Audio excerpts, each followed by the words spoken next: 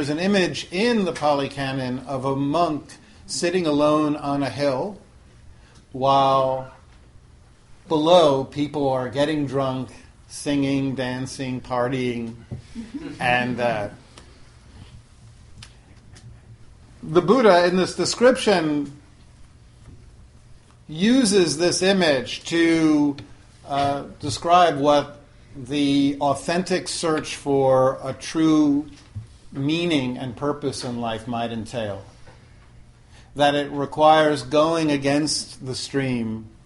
It requires the effort and the willingness to do something that other people are not doing, to run against the grain of the world.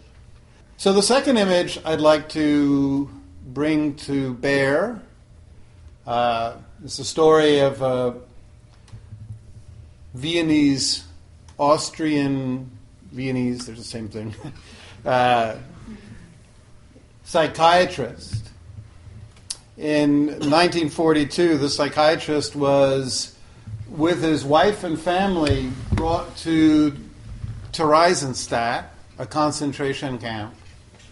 And then he was moved on to Auschwitz and then to Dachau. His wife wound up in Bergen-Belsen with the rest of his family, and they died. And throughout the 3 years before he was liberated, Viktor Frankl saw countless people just give up on life, surrender to the inhumane conditions, and perish, while he saw other people somehow survive the grueling internment and, along with him, make it to the liberation that happened in 1945 when the Allies reached the horror that was Dachau. So Frankl, afterwards, he was asked to write a book summarizing what he had experienced, and the gist of his book, Man's Search for Meaning, was that the difference between those who very often survived and those who perished was that those who survived found an authentic meaning, a deep purpose for their lives, something that gave them a reason to live. Because in those situations, those debased situations where everything goes wrong, where there is no pleasure or ease or comfort to be found, Frankl maintained that life still offers truth and beauty to keep us going. So I'm going to read you what he found in a moment, but first I'll make a couple notes. It is human nature to seek our security and our meaning for life in what the Buddha called the worldly winds of monetary gain, accumulation, seeking pleasurable sensations, achieving popularity, pleasing other people. And he says that basically, as I'm sure you've all experienced, what happens is while those sources do provide some fleeting pleasure, eventually even the shiniest new iPad loses its glow. The thing that we always want to acquire, which glows in a store window, or if we're living with roommates, the one-bedroom apartment, or if we work with somebody we can't stand, the getting rid of our coworker. There's always this sense of there that we're not at. And unfortunately, when we get there, it doesn't turn out to be all that it was supposed to be. And in our constant chasing for the solution externally, out there, in the world, getting our ducks in orders, we become increasingly busy, increasingly frantic, accumulating things, and we don't find the authentic purpose. And that lack of an authentic meaning or purpose creates a sense of hollowness. And also on top of it, the busyness means that there's so many woundings, deep emotions, losses, abandonment experiences, sadnesses that we race about so that we don't have to feel. We don't acknowledge these deep shadows. We don't even acknowledge the fleetingness of life, the surety of old age, sickness, and death, which looms.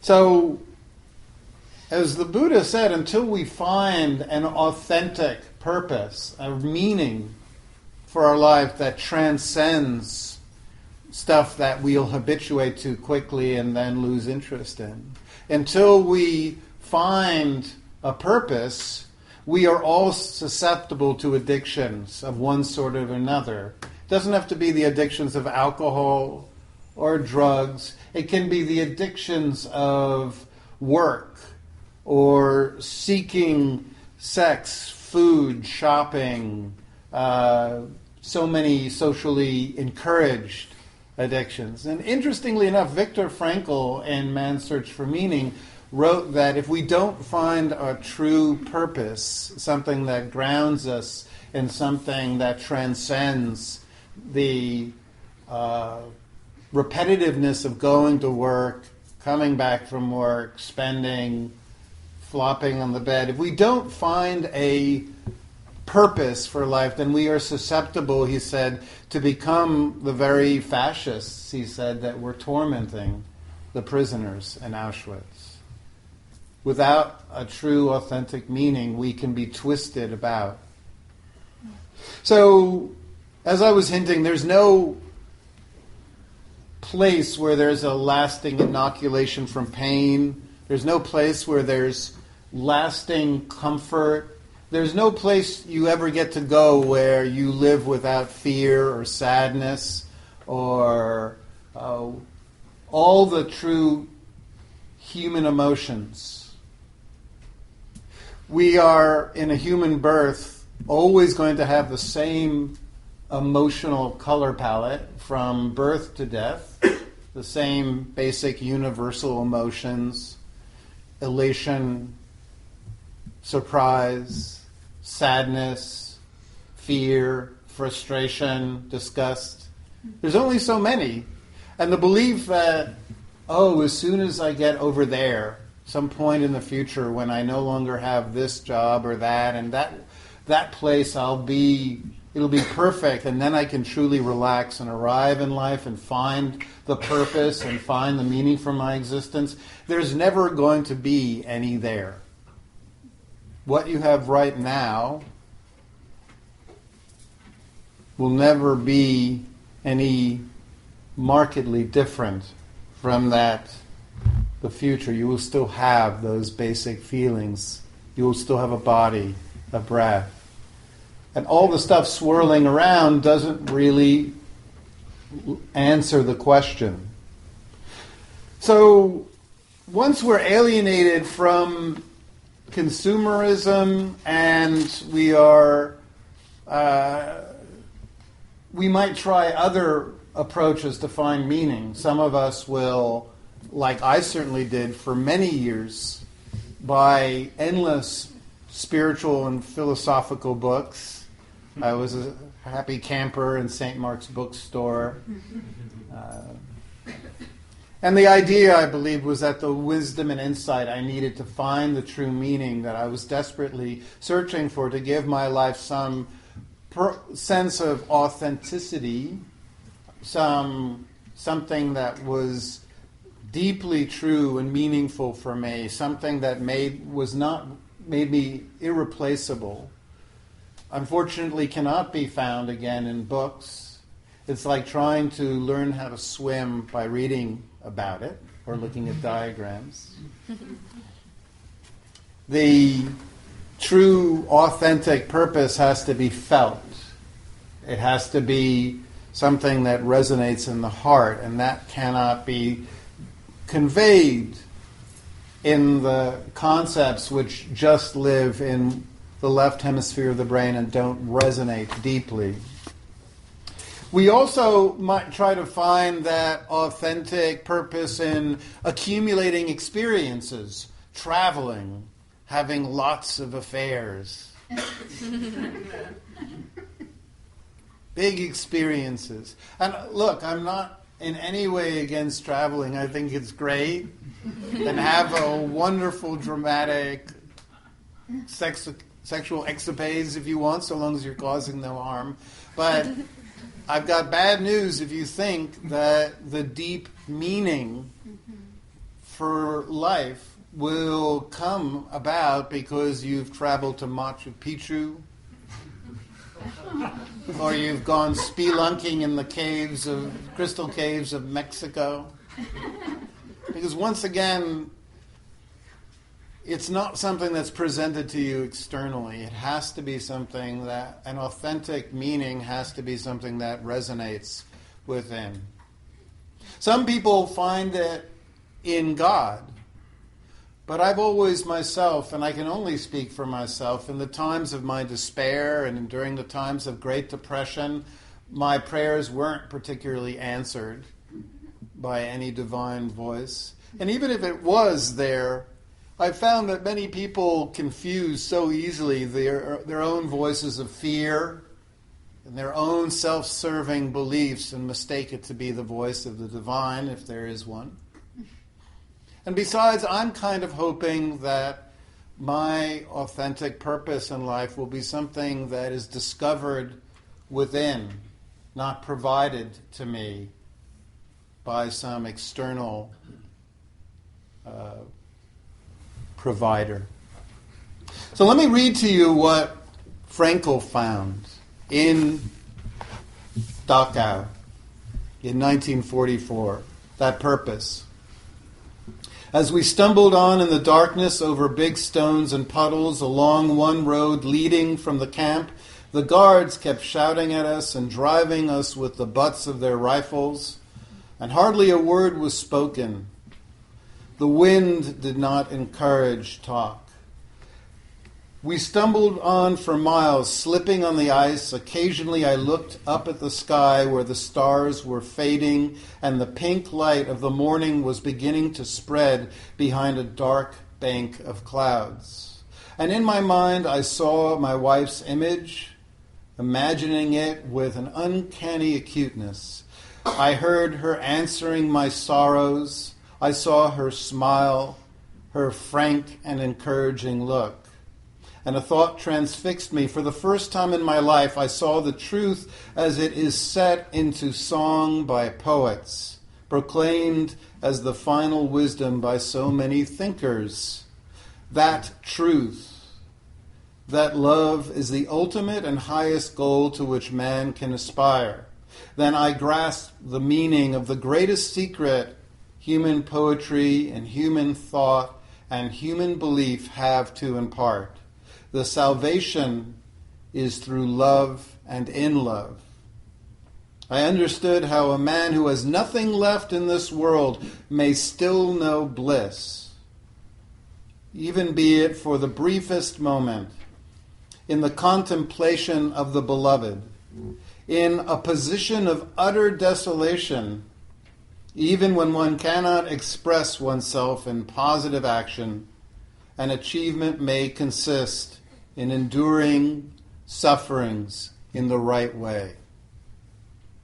And through the loving contemplation of the image one carries of the beloved, we can achieve that fulfillment. So, happy times. An authentic purpose answers the question, what can I rely on under any conditions? What will always provide me with comfort and direction?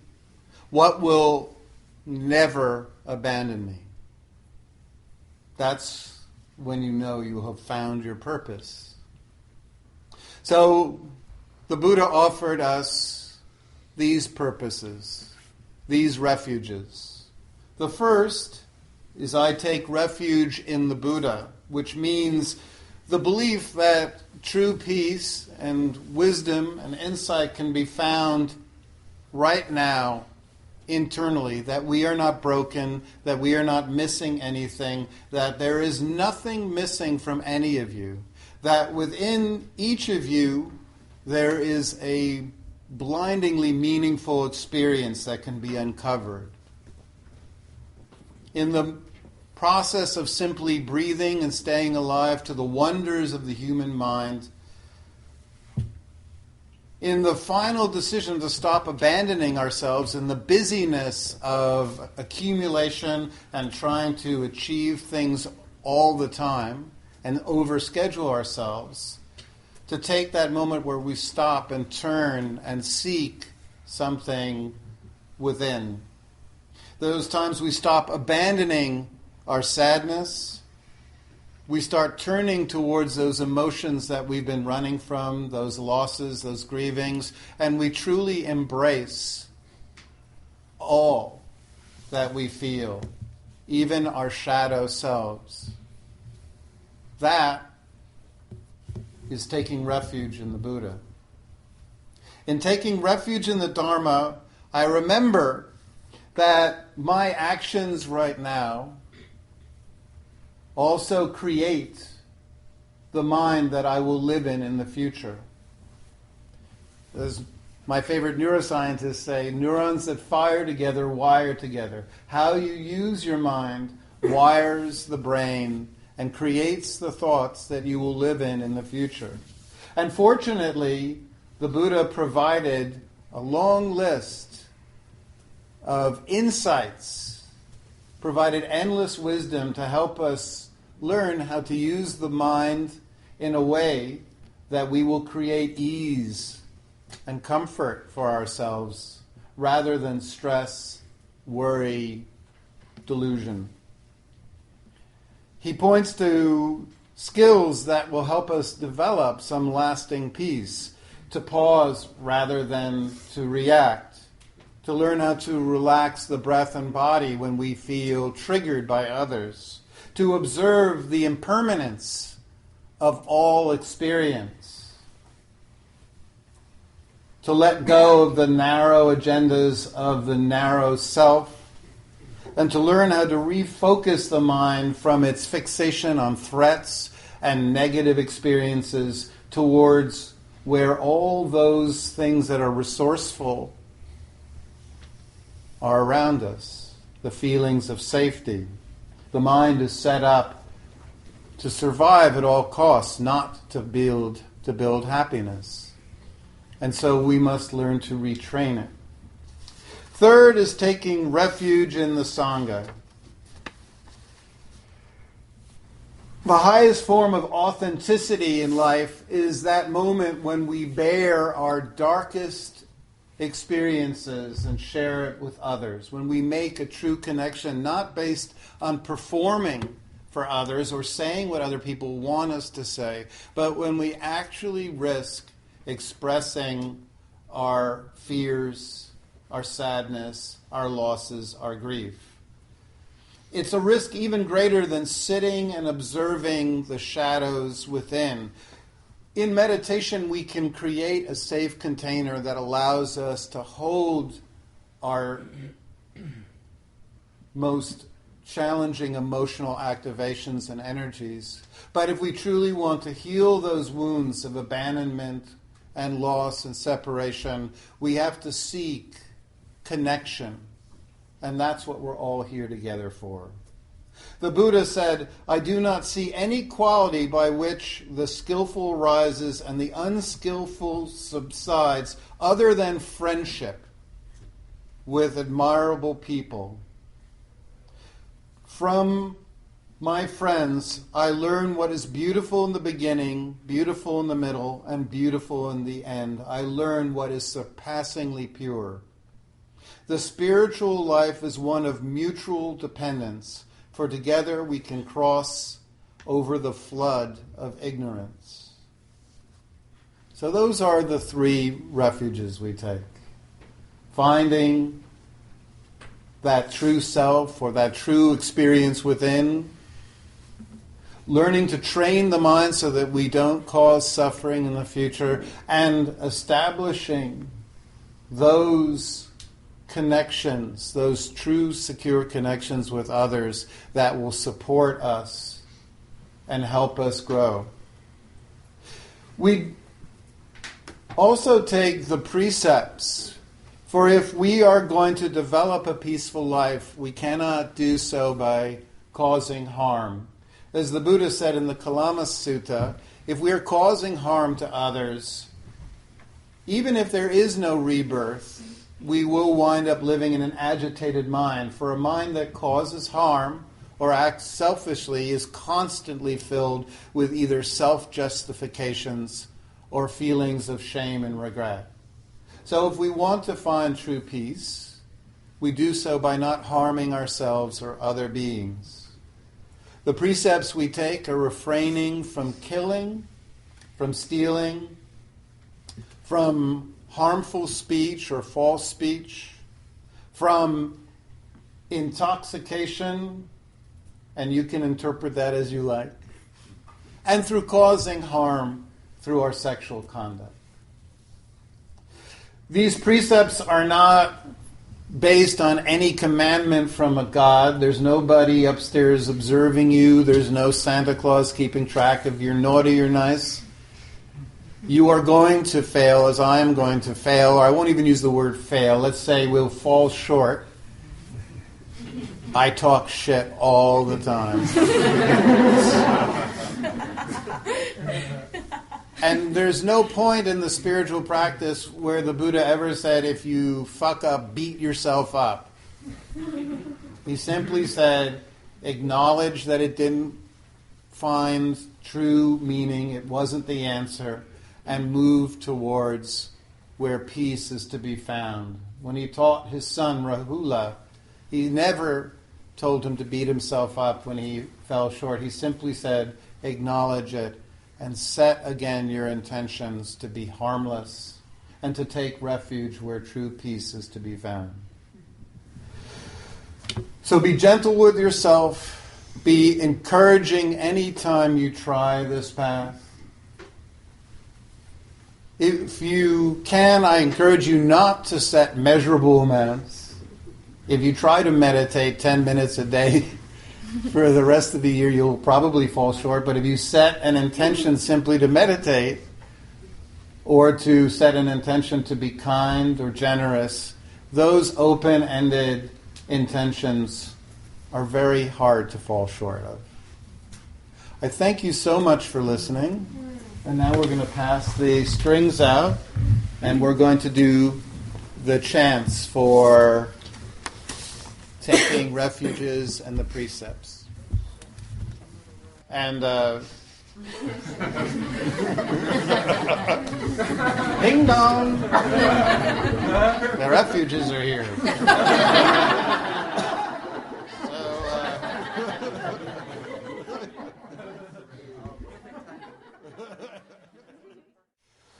Buddhan saranam gacchami, Dhamman saranam gacchami, Sangham saranam gacchami, Dutiyampi Buddhan saranam gacchami, Dutiyampi Dhamman saranam gacchami, Dutiyampi Sangham saranam gacchami, Tatiyampi Buddham saranam gacchami, Tatiyampi Dhammam saranam gacchami, Tatiyampi Sangham saranam gacchami.